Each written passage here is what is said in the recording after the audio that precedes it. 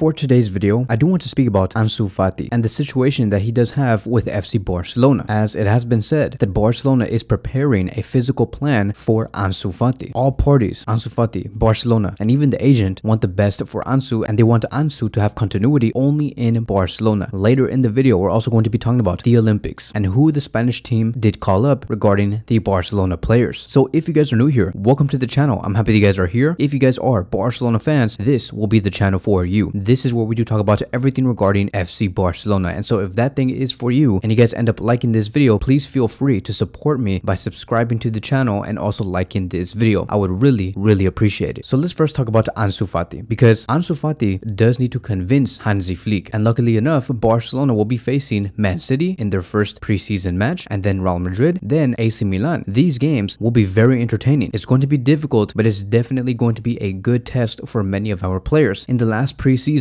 we saw Fermin Lopez rise up to the occasion, going up against Real Madrid, and I really do wonder what new players we are going to be seeing this time coming from La Masia that would be able to perform against either Man City, Madrid, or AC Milan. Hopefully, we get to see Casado get some minutes and shine. Same thing with Hector Fort and Gulli Fernandez. But going back to Ansu, I think that for Ansu, he does have a very special case, and this is going to be an opportunity for him to restart his career, to show why he does deserve a spot at Barcelona. And it's going to be harder than ever before, because assuming that Nico Williams signs with Barcelona, he's going to have to compete against Nico Williams, Rafinha, and then if he wants the striker position, he's going to have to compete against Vitor Roque and Lewandowski. If you go back to when Ansu Fati was here consistently between the years of 2021 and 2023, who did Ansu Fati had to compete against? At that time, it was probably Ferran Torres, maybe Dembele, but that was about it. It was easy for Ansu Fati to get the minutes within the front three. But this time, Barcelona will be very strict. They are going to give him a few chances, but the competition is going to be so high, and hopefully he does grow. Now, here is going to be the biggest problem though, and that is going to be his salary. Because when Ansu Fati renewed his contract back in 2021, he accepted to earn 14 million euros gross per season. That is a lot of money. In the previous season, Barcelona did pay him 2.7 million euros, and Brighton took care of the rest, which was around 8 to 9 million euros for the last season's salary. The fact that Ansu Fati is going to be returning and then get registered to La Liga, Barcelona are going to have to go back to the wages that they were paying Ansu Fati, which was 14 million euros. Now, many might question, why would Joan Laporta give such an insane amount of money for Ansu per year? Clearly, Barcelona cannot really afford such wages. And here's the thing, when Ansu Fati got renewed back in 2021, that was also the exact same year Joan Laporta worked on trying to secure the future of Barcelona, because he barely came in, and one of the players that was considered as the future of Barcelona was Ansu Fati. And this was before Ansu Fati was about to go to the phase where he was receiving 2 to 3 injuries per season. When he signed that renewal, yes, he did have an injury before that, but everybody thought that that was only temporary and it was left behind, and that moving forward, Ansu Fati was never going to receive another injury again. That was the whole idea. But then once Ansu Fati renewed his contract with Barcelona in 2021 and they agreed to pay Ansu 14 million euros a season, that is when Ansu Fati entered his most brutal stage, and he was like getting 2 to 3 injuries per season. Like, trust me, Barcelona did count on Ansu. That there's a reason why they gave Ansu the number 10 shirt. They said, you are good enough. Yes, you went through an injury before, but that is fine. All of that is behind. We'll give you the number 10 because we know that you're going to be scoring so many goals with us, and we're also going to increase your salary. But like I've said before, fast forward 2 to 3 years later, and now we're talking about taking away the number 10 shirt away from Ansu Fati. And we're also speaking about Barcelona not paying these wages because he does not justify the 14 million euros a season. And that is why I do say this preseason is going to be a restart for him, because those wages, the number 10 shirt will be ripped off. It's going to be given to somebody else. It could be Lamine Yamal, it could be Gundogan, it could be Pedri, and they're also going to be very strict on Ansu. He is not a untouchable player. If he does not perform to the set standards that Barcelona are looking for, he will be sold or he might be loaned. And yes, trust me, Ansu Fati may not reach the set standards. That is how low his performances have been. And so it does say here, according to Fernando Polo, that Barcelona are preparing a physical plan for Ansu to see how he does during preseason, since they want to see his best version. Plus, the player himself wants to prove his value. Barcelona would value a permanent sale if an offer is worth 40 million euros or more. Barcelona would be more than happy to see Ansu Fati recover his old self. All parties would win in such a scenario. It's a goal. There is belief within the club that more so it should be Fati who has to convince himself that he can be key for the team again. This was followed up by another report that came out 3 weeks ago that stated Ansu Fati is eager to convince Hansi Flick in the preseason and fully shut down the ideas of the club selling him or loaning him. So from a sporting perspective, right, this is where things get confusing because from a sporting perspective, it makes sense to keep Ansu, right? To maintain the player, work hard with the player, give him the physical plan, make him stronger, make him especially mentally stronger, have him improve his performances, maybe score about 10 to 13 goals in the next season, and then going into the summer of 2025, it leads to financial gain. You can sell him for a good amount for around 45 to 50 million euros, or you just maintain the player because he has simply been good enough to maintain at the club. But the salary is what keeps Barcelona in this gray area, because how are you going to say yes to a player that currently does not justify paying 14 million euros a season? Barcelona cannot simply let go of that type of amount. They're strict, they're limited, they have to be very efficient with their funds. It would be nice to see Barcelona give Ansu Fati a chance and one season to get his performances out there, but 14 million euros is 14 million euros. And so ideally, if Ansu Fati does stay, let's just say Barcelona bite it and they just say, you know what, screw it, we're just going to take the punch into the gut and pay this man. And if Ansu Fati does continue, I hope that he can score at least 12 goals in the next season. I mean, Fermin Lopez scored 11 goals as a player who was coming off from the bench, and for somebody who has a great instinct for goal, Ansu Fati should see 12 to 13 goals at the very least. That is the minimum. Anything more than that would be a success, and I really hope that he can do that because it would help Barcelona throughout the season, Ansu Fati for himself and his future, and also Jorge Mendes, who is his agent right now. And I mean, if Jorge Mendes finds a 14 million euro offer right now, which I believe is not possible because of his level, I would say Barcelona should just take it and just forget about trying to get the player to where he does need to be, get him to his prime self, and just forget about it, take the 40 million euros. But I think that right now, no club would be willing to pay for Ansu at that price range. At the very maximum, we could receive 20 million euros, and that's about it. So it's complicated. Ideally, like I've said, just eat up the wages, let Barcelona take that punch to the gut and work with Ansu, and we'll see how Ansu Fati moves from there. If he ends up getting to at least 70% of what he used to be, I think that Ansu Fati should go for the number 9 position and not even fight for the left wing position, because I was looking at Ansu Fati and what he did in the past 365 days. According to this report here, Ansu Fati is okay in terms of non-penalty goals. He is okay in shots total, right? He has a 99 percentile and he's averaging about 4.2 shots per 90 minutes. That's very decent. But then if you look at his progressive carries and successful take-ons, traits that a winger should have to be considered as a really good winger, Ansu Fati does not have that. His numbers are very low, and this does reflect what did happen to Ansu in the past year. He lost his speed, he lost his explosiveness down the flanks. In progressive carries, he's in the 35th percentile. In successful take-ons, he's in the 22nd percentile. That is really not good. That is horrible. Any other winger that we can find in the Premier League or La Liga probably have higher numbers than this. But again, if you look at the other numbers like pass completion rate, shots total, he's in the 99th percentile, meaning that he does have the capability to trust in himself that he can probably score goals, but he can definitely not be that player that can take on the ball and take down 2 to 3 players. He is just not that player anymore. At least that is what we know for now. Maybe the physical plan that Barcelona is building is what's going to lead him to finally becoming that player again, where he can be amazing in progressive carries or successful take-ons. But as of now, because of what he does provide and looking at his mobility, the number 9 position would be the best for him. If we can field a front three of Lamine Yamal, Ansu, and Nico Williams, that would be amazing. Having all of them at 100% would give us an opportunity to dream again. Having a world-class instinct killer like Ansu up top with Lamine Yamal, who is the creator, and then Nico Williams, who gives you the pace, it is a very dangerous Barcelona attack. And then when you compare Nico Williams and Ansu Fati, again, you just look at this graph here and you just say Nico Williams definitely is a player that Barcelona do need on the flanks. It's not Ansu Fati. Nico Williams just bosses in terms of carries, dribbles, off actions, key passes, assists. Ansu Fati is just not that player anymore. And at the very least, like I've said, for now, maybe Ansu Fati might go back to what he used to be, but for now, he is much more of a 9 than a winger. Moving on from that, I do want to also speak about the Olympics for the Spanish national team. And it is official that Pau Cubarsí, Fermin Lopez, and Eric Garcia have been called up. This is very exciting because these are 3 players who have not been called up to the Euros. And I believe that the Spanish national team are learning something. If you go look at what De La Fuente has been doing in the Euros, he does preserve the energy of Lamine Yamal, Pedri, and Nico Williams. He knows that those 3 players are very important to him, and he does not want to over-maximize those players. He knows that these 3 players also came back from very hectic, compact seasons in their clubs, and that is why he's not overusing the players. And this goes down to the other set of teams that the Spanish national team does have, and especially for the Olympics. They're not going to call up Nico Williams. They're not going to call up Pedri or Lamine Yamal or anybody that's in the Euros right now. I do believe that they are finally learning from what happened with Gavi and Pedri, and they don't want to repeat the exact same mistake that they did with Lamine Yamal, Nico Williams, and Pedri. They are truly